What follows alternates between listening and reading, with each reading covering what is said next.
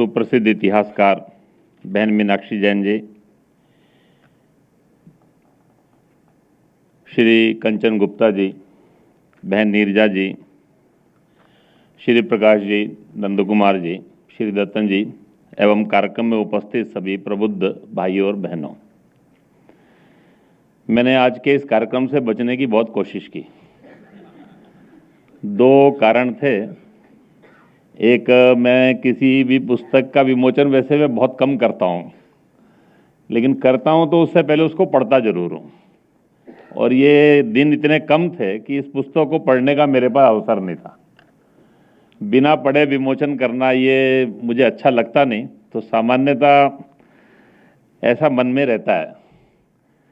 तो पहले तो मैं माफ़ी चाहूँगा कि पुस्तक मैं पढ़ नहीं पाया। देखी जरूर है मैंने, एक PDF मंगा लिया था, लेकिन 3 दिन पहले समय इतना कम था कि उसमें देखने का अवसर नहीं था। दूसरा कारण एक और भी था कि इतने बड़े विद्वान जब मंच पर उपस्थित हैं, जो अधिकृत हैं, यानी जो अथॉरिटी है अपने आप में, विषय की भी अथॉरिटी है और विमोचन की भी अथॉरिटी है, उनके होते हुए मेरे जैसा इस विषय का अल्पज्ञानी क्यों बुलाना। उसका कारण भी है कि मैं इस ढंग से कोई अध्ययन करने का स्ट्रक्चर ना मुझे आदत है, ना करने का अवसर मिला। सारे में से जब करने का समय था तब कोई इन जैसा गाइड नहीं मिला और बाद में समय नहीं मिला। लेकिन अभी आप सबके बीच में उपस्थित होने का अवसर मिला है और कुछ कहने का अवसर भी है। एक 3-4 बातें आपके सामने करूंगा। 2019 में कुछ कार्यकर्ता एकत्र हुए थे, नंद कुमार जी भी थे, सुनील जी भी थे, ऐसे कुछ लोग भी थे। उस समय ये चर्चा प्रारंभ हुई थी कि 2022 में 75 वर्ष पूर्ण होने वाले हैं। इसको लेकर देश में कैसा विमर्श चले, इसको लेकर एक चिंतन प्रारंभ हुआ था। उसमें फिर कुछ लोग और भी जुड़े, कुछ प्रमुख लोग भी जुड़े, इन विषयों में काम करने वाले लोग भी जुड़े। तो एक 4-5 महीने 6 महीने ये सारा चिंतन चलता रहा।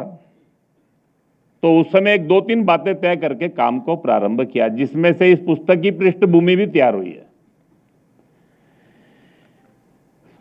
स्वाधीनता के संघर्ष की बात करते हैं तो 1000 वर्ष का संघर्ष है। तो पूरे 1000 वर्ष को लेना क्या, तो फिर ध्यान में ऐसा आया कि वो जो प्रारंभ का इस्लाम के खिलाफ का संघर्ष था, उसको धीरे धीरे करके 18वीं शताब्दी तक आते आते हम लगभग भारत में विजय प्राप्त कर चुके थे। ये जो 1947 है, ये जो सूचक है, ये 1498 से जो यूरोपियन इन्वेजन भारत में प्रारंभ हुआ, तो ये 1498 से यूरोपियन इन्वेजन जो प्रारंभ हुआ, उससे 1947 की स्वाधीनता, ये उससे जुड़ता है। तो इसको इतने में ही सीमित किया जाए, नहीं तो उसका एक बड़ा विस्तार है। वो बाकी विषय कम महत्व के ऐसा नहीं, उनको भी समाज के सामने लेकर आना है, लेकिन इसको इतने पे सीमित करेंगे। दूसरी बात ये तय की कि इस सारे 3 वर्ष के 4 वर्ष के काम में जो काम प्रारंभ करेंगे, किसी आरोप प्रत्यारोप में नहीं पड़ेंगे। It is not time to score. ये स्कोरिंग का समय नहीं है, पॉलिटिकल स्कोरिंग नहीं करनी। इनको क्यों ज्यादा श्रेय मिला, इनको क्यों नहीं मिला, ये क्यों नहीं हुआ। कभी कभी इस सारे में डिबेट चली जाती है। तो हम तो सकारात्मक रचनात्मक लोग हैं, we are positive and constructive people. तो अप्रोच भी हमारी पॉजिटिव एंड कंस्ट्रक्टिव रहनी चाहिए। तो हमको इस सारे में आरोप प्रत्यारोप में नहीं पड़ना है। लेफ्ट ने क्या किया, उसने क्या किया, इसने क्या किया, किसने अपने को आगे बढ़ा दिया, किसको छुपा दिया, ये सब बातों की आवश्यकता नहीं है ना। It is time to introspect and to make the self corrections, and do self corrections on the basis of facts. सत्य को सामने लाइए ना। वो जो सत्य सामने नहीं आया, वो किसी भी कारण से हो सकता है, वो पर्दे के पीछे हो सकता है, या हम अंधकार में हो सकते हैं और सत्य को देख नहीं पा रहे। सत्य कहीं आंखों के सामने नहीं है, तो ये समय जो है ये सबके सामने सत्य को लाने का है और इसको ध्यान में रखकर सारे देश के अंदर एक व्यवस्थित काम करने की आवश्यकता है। और प्रज्ञा प्रभा ने उसका इनिशिएटिव लिया। इतिहास संकलन, संस्कार भारती, फिर समाज जीवन में काम करने वाले अनेक समाज के जो अपने अपने स्थानों पर शिक्षा के केंद्र थे, वहां पर जो लोग थे वो उसके अंदर जुड़ते चले गए और पिछले एक 3-4 वर्षों के अंदर सारे देश के अंदर एक सैकड़ों सैकड़ों लोगों ने मिलकर, हजारों हजारों लोगों ने मिलकर देश के अंदर एक वातावरण बनाया है जिसको हम पिछले कुछ समय से अनुभव कर रहे हैं। ये सारे समय के अंदर अपने इस स्वाधीनता के आंदोलन की प्रस्तुति कैसे करना, ये सबसे महत्व का विषय था और इसीलिए ये जो पुस्तक की पृष्ठभूमि है, इस पृष्ठभूमि में 4 बातों का समावेश हमने करने का प्रयास किया। पूरे इस सारे कालखंड में उस स्वाधीनता के संघर्ष को हम उसमें लेकर गए, उसकी प्रस्तुति में, उस विमर्श को समाज में ले जाने के अंदर ये लेकर गए। सारे में ये सब चल रहा था तो इसी बीच में 2 बड़े, जिसको कहते हैं कि अपने आप के अंदर एक मार्गदर्शक सूत्र मिले कि जिसके आधार पर हमको इस सारे विमर्श को खड़ा करना है। एक परम पूजनीय सरसंघ चालक जी के बौद्धिक वर्ग में विजयदशमी में उन्होंने इस सारे स्वाधीनता के आंदोलन की और मनाते समय उसकी सोच क्या है, तो वो करते हुए उन्होंने वाक्य प्रारंभ किया कि आज से 75 वर्ष पहले हमने स्वाधीनता से स्वतंत्रता की यात्रा प्रारंभ की थी। एक बहुत अपने आप में स्ट्राइकिंग पॉइंट था कि 47 में हमको स्वाधीनता मिली है, स्वतंत्रता नहीं है। तो ये स्वाधीनता और स्वतंत्रता, इसका अंतर सबको समझ में आना चाहिए। और इसी बीच के अंदर आज के अपने जो माननीय प्रधानमंत्री जी हैं, उन्होंने भी इस सारे विषय का आह्वान करते समय सारे देश के अंदर इस कालखंड में क्या करना, तो उन्होंने कहा कि हम स्वाधीनता सेनानियों का स्मरण करेंगे, उनकी प्रेरणाओं का स्मरण करेंगे, उनसे प्रेरणा प्राप्त करेंगे। लेकिन सबसे महत्व की बात क्या है, तो सबसे महत्व की बात है we have to resolve for next 25 years. हमको आने वाले 25 वर्ष का संकल्प करना है। और इसीलिए उन्होंने जो कहा कि ये 75 वर्ष जो पूर्ण हुए हैं, इसमें आज भारत जिस स्थान पर खड़ा है उसको हम भारत का अमृत काल कह सकते हैं। अमृत काल यानी प्रातः काल की जब भोर फटती है, अभी सूर्य पूरा उगता नहीं है, अंधकार पूरा गया नहीं होता, लालिमा दिखती है, एक वातावरण में ताजगी का, एक वातावरण में जीवंतता का एहसास होना प्रारंभ होता है और उसमें से आगे काम करने के लिए व्यक्ति की सक्रियता और उसके आधार के ऊपर जब सूर्य पूरा उदय होता है तो एक सारे तरफ शक्ति का, ऊर्जा का संचार होना प्रारंभ होता है। तो ये 25 वर्ष के हैं, तो we have to resolve for next 25 years. जब 100 वर्ष होंगे तो भारत कहां खड़ा होगा। तो जो स्वाधीनता से स्वतंत्रता की यात्रा हमने प्रारंभ की थी, क्या 2047 तक आते आते वो स्वतंत्रता की यात्रा अपने लक्ष्य तक पहुंचेगी क्या? ये एक महत्व का विषय है जिसको ध्यान में रखकर हमको इस सारे कालखंड में समाज के सामने लेकर जाना है।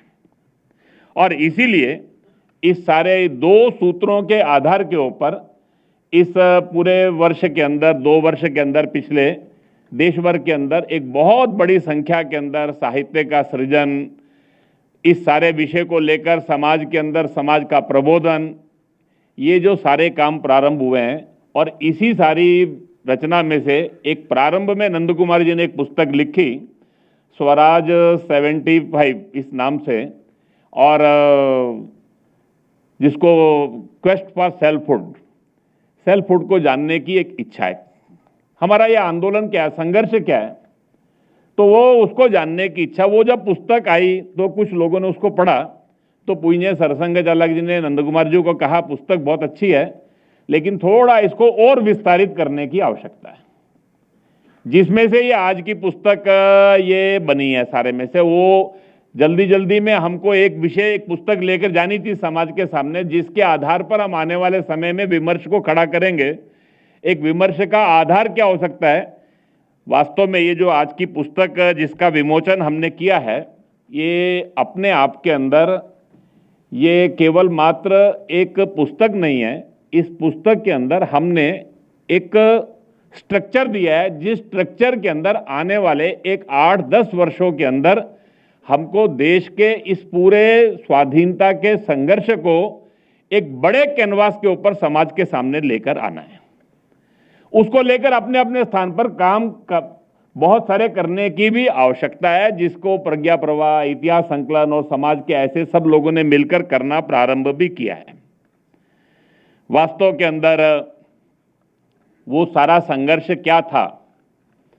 मुझे लगता है कि स्वाधीनता के इस सारे आंदोलन को लेकर जिसकी चर्चा बहन मीनाक्षी जी ने अपने वक्तव्य में एक सीमित समय था और संकेत रूप में की, सारे में से एक 4-5 बातें ऐसी हैं जिस पर सारे देश के अंदर विमर्श को ले जाने की आवश्यकता है।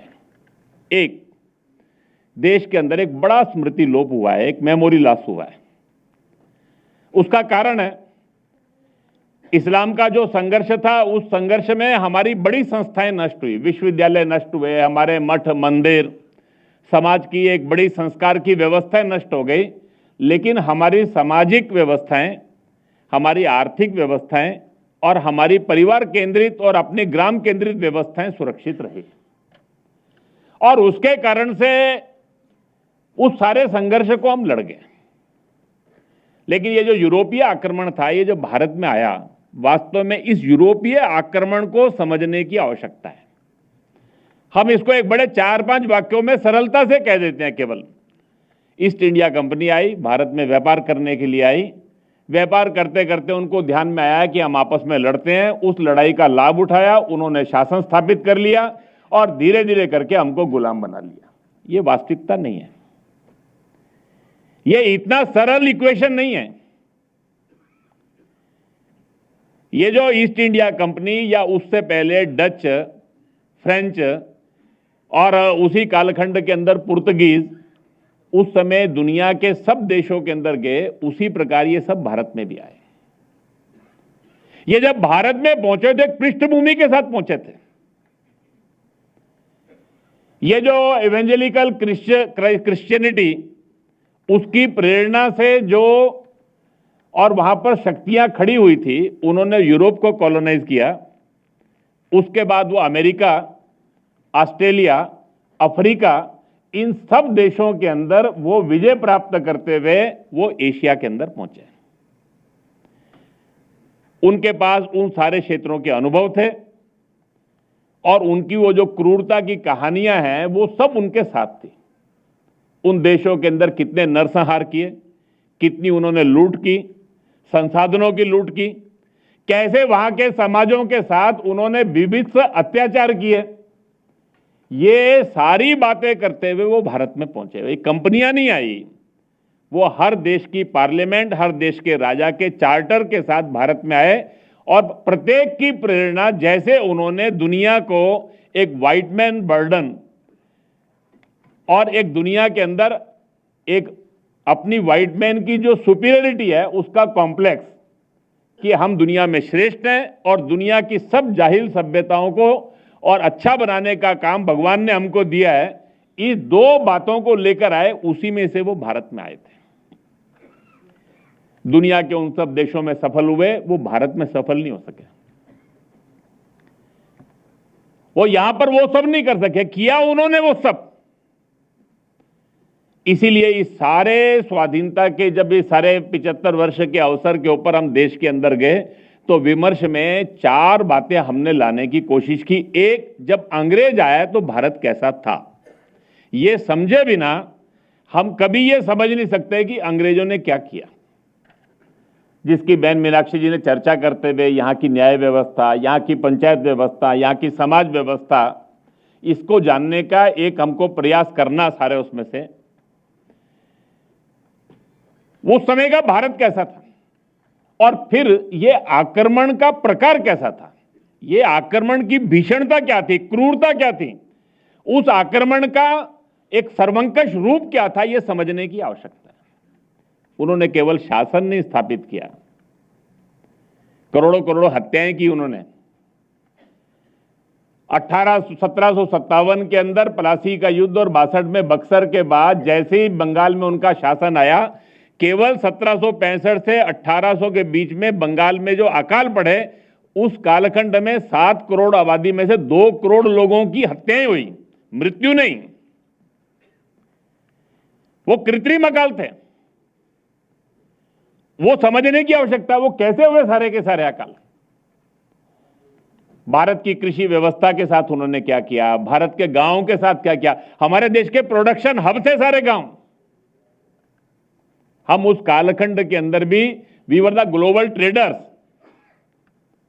हम दुनिया के अंदर बहुत बड़े मैन्युफैक्चरर थे, बहुत बड़े व्यापार करते थे। उसको समझने की आवश्यकता है। तो ये सारा जब तक हम समझेंगे नहीं भारत क्या था और अंग्रेजों ने क्या किया, ये समझे बिना हमको अपने इस स्वाधीनता के आंदोलन की व्यापकता का अंदाजा नहीं हो सकता। और तीसरी बात अपने स्वाधीनता के आंदोलन की जो समझने की है कि जैसा सर्वंकष आक्रमण था वैसा ही समग्र उत्तर था। समाज जीवन के प्रत्येक क्षेत्र में यह आक्रमण था और यह प्रत्येक क्षेत्र में हमने इसका उत्तर दिया। उसको थोड़ा एक व्यवस्थित करके समझने की आवश्यकता है। उन्होंने एक एक करके अपने समाज जीवन के अंदर आज बहुत बड़ी मात्रा में जनजाति क्षेत्र के अंदर, बहुत बड़ी मात्रा में इस देश के अंदर समाज के अलग अलग वर्गों में जो विषय चलते हैं उसकी पृष्ठभूमि क्या है। वो जो उन्होंने इस देश के अंदर 1835 के अंदर अंग्रेजी की शिक्षा और धीरे धीरे करके अंग्रेजी कानूनों के आधार के ऊपर भारत की समाज व्यवस्था को तोड़ने का काम और धीरे धीरे करके शिक्षा और जनगणना दोनों को माध्यम बनाकर भारत के अंदर तरह तरह की आइडेंटिटीज खड़ी करने का काम प्रारंभ किया, जिसको उन्होंने de nationalisation, de Hinduisation, de socialisation, इस देश के राष्ट्रभाव को समाप्त करना, इस देश के एकात्मता को टुकड़ों में बांटना, नष्ट भ्रष्ट करना और समाज के अंदर धर्म के आधार के ऊपर समाज जीवन का जो एक सूत्र था उसको पूरी तरह से खंडित करना। ये जो 3 बातों को लेकर उनका जो इस देश के अंदर और उस कालखंड के अंदर उनका शासन प्रारंभ हुआ, उसका अपने समाज ने कैसा उत्तर दिया, इस उत्तर को समझने की आवश्यकता है।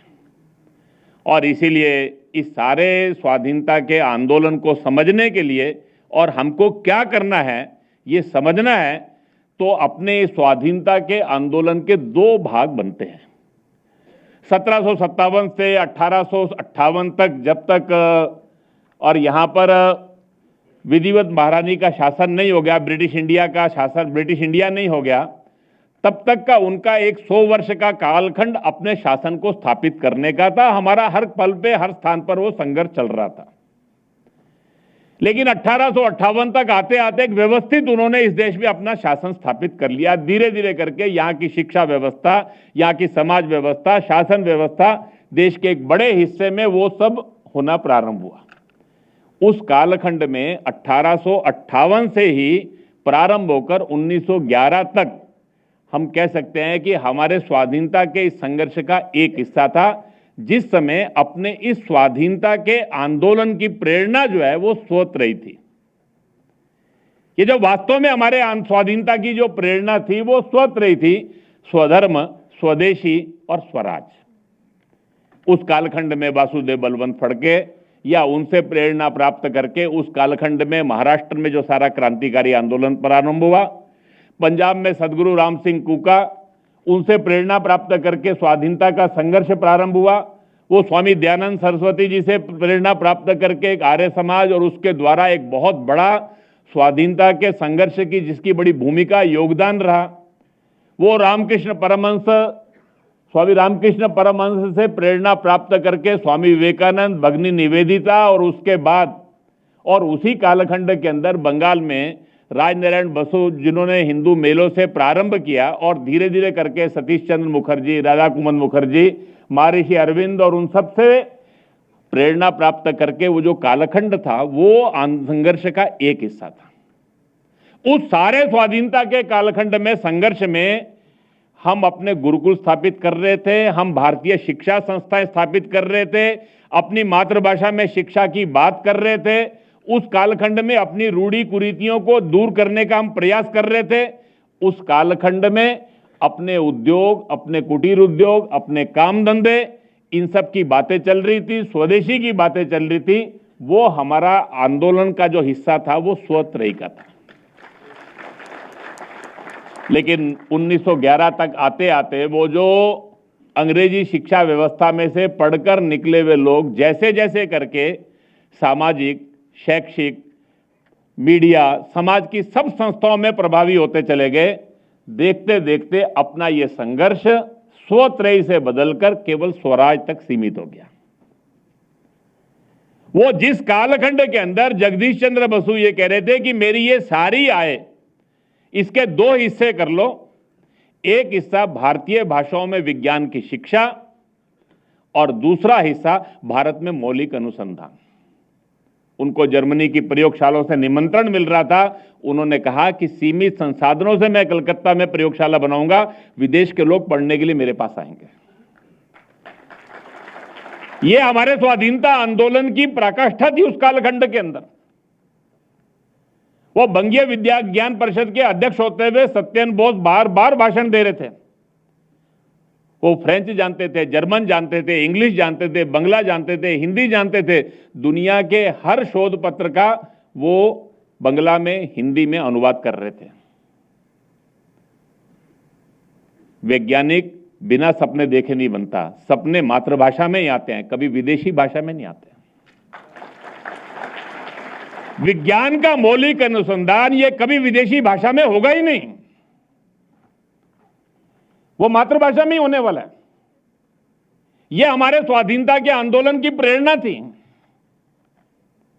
उस समय बड़े बड़े लोग अंग्रेजी शिक्षा संस्थानों से और निकलकर राष्ट्रीय विद्यालयों में प्रवेश ले रहे थे। वो हमारे आंदोलन की एक पराकाष्ठा थी। वो स्वत्रयी की प्रेरणा से चलने वाला स्वाधीनता आंदोलन 1947 तक आकर जैसे तैसे आजादी, और जो 1905 में बंगाल के विभाजन को स्वीकार नहीं कर रहा था, उसने 1947 में देश के विभाजन को स्वीकार कर लिया। यह हमारे इस स्वाधीनता के संघर्ष का एक दूसरा हिस्सा भी है। ये जो स्वाधीनता के आंदोलन की जो वास्तविक प्रेरणा थी, वो जो स्व था, वो स्व क्या था? वो केवल स्वराज नहीं था, वो केवल इंडिपेंडेंस नहीं थी,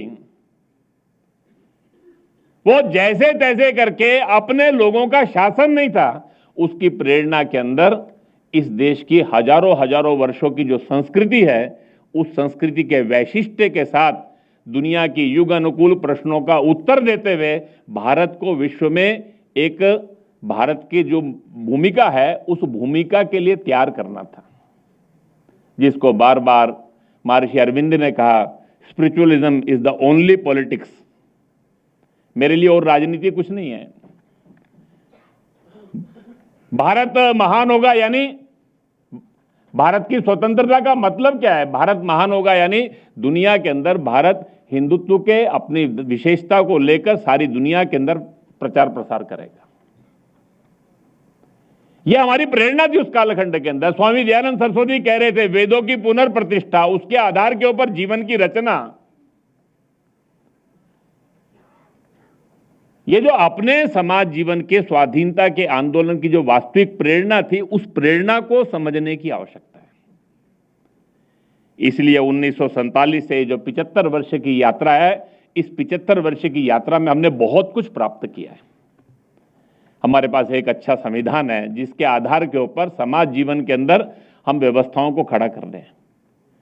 हमारा एक सशक्त जीवंत लोकतंत्र है जो अनुभवों के आधार के ऊपर धीरे धीरे करके समाज के अंदर, दुनिया के अंदर एक लगातार अपनी इंस्टीट्यूशंस को मजबूत करता हुआ आगे बढ़ रहा है।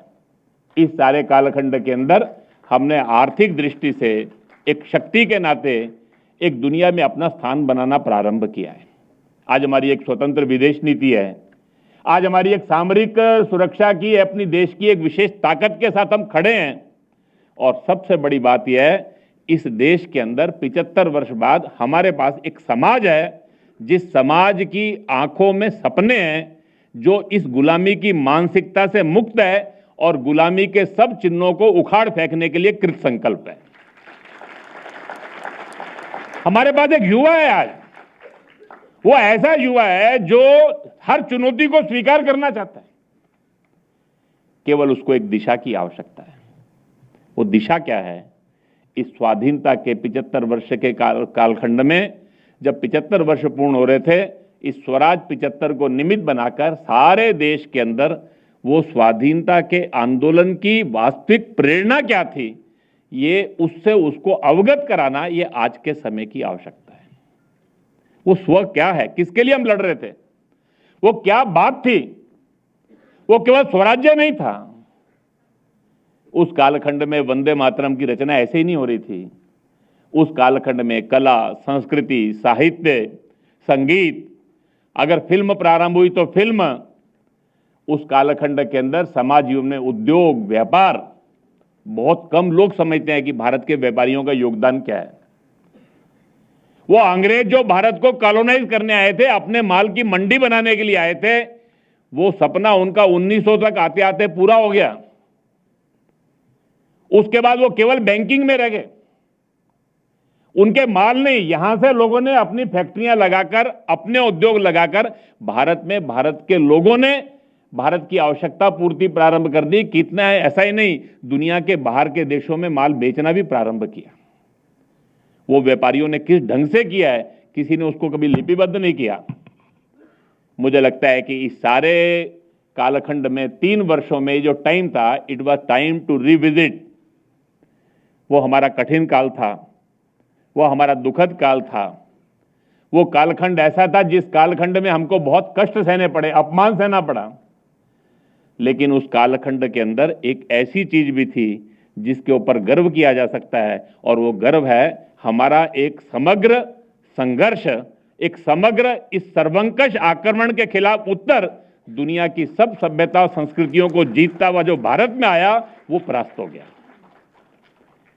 लेकिन वो जो सारा काम है 1947 में वो पूर्ण नहीं हुआ। वहां से जो स्वतंत्रता की यात्रा है, उसका एक आधार इन 75 वर्षों में हम बना चुके हैं। आने वाले 25 वर्षों में क्या करना है, इस सारे स्वाधीनता के आंदोलन को जो पिछले 3 वर्षों के अंदर हमने एक रिविजिट करना प्रारंभ किया है, इन 3 वर्षों में उसका जो पुनर्मूल्यांकन प्रारंभ किया है, जिसको मैंने कहा कि it was time to re introspect. हमको जो अपने आप को इंट्रोस्पेक्ट दोबारा से करना था, हमने अपना जो आत्मनिरीक्षण प्रारंभ किया इस कालखंड के अंदर, उस आत्मनिरीक्षण के आधार के ऊपर जो जो काम बाकी हैं वो समझकर उन कामों को पूर्ण करने के लिए संकल्पबद्ध होकर ये आगे बढ़ने का जो कालखंड है, उसके अंदर इस पुस्तक का बहुत बड़ी भूमिका है।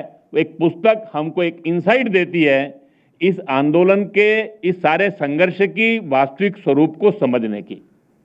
अंग्रेज आए तो भारत कैसा था, उनका आक्रमण कैसा था, उन्होंने क्या क्या किया, और किस प्रकार से समाज जीवन के प्रत्येक क्षेत्र में स्व के आधार के ऊपर हमने उत्तर दिया, उसको समझना और उसको समझकर स्वाधीनता के बाद जो थोड़ा बीच के कालखंड के अंदर जो काम पूरा होना चाहिए था, वो काम जो अभी तक पूर्ण नहीं हुआ, उसके लिए संकल्प लेकर आगे बढ़ना, इस दृष्टि से इस पुस्तक की बड़ी भूमिका है। लेकिन ये पुस्तक जो है, ये अपने आप के अंदर एक संकेत है। इस संकेत को समझकर आने वाले समय में 25 वर्ष में मुझे क्या करना और अपने साथ समाज को किस प्रकार से तैयार करना, इसका एक विचार लेकर हम सब लोग इस पुस्तक को पढ़ें और इस पुस्तक को अंदर जो मैसेज है उसको समाज तक ले जाकर जाएं, इसका अनुरोध करते हुए और इस पुस्तक के लेखन के लिए नंद कुमार जी का अभिनंदन करते हुए मैं अपने इस वक्तव्य को पूर्ण करता हूं। आप सबका हार्दिक धन्यवाद।